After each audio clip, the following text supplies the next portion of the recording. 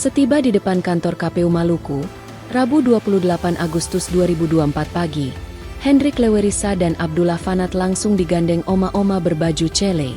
Keduanya pun diantar masuk ke halaman kantor penyelenggara pemilu dengan penuh senyum.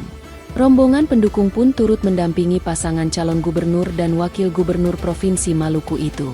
Setiba di halaman depan kantor KPU, Hendrik, Fanat beserta rombongan disambut tarian, kemudian dikalungi syal khas Maluku Barat Daya. Kedatangan Hendrik, Fanat untuk mendaftarkan diri sebagai bakal pasangan calon gubernur dan wakil gubernur Provinsi Maluku. Mereka diterima Ketua KPU Maluku Syadek Fuad dan para komisioner. Usai menyerahkan dokumen pencalonan, Syadek menyatakan telah lengkap dan selanjutnya akan memverifikasi dokumen tersebut.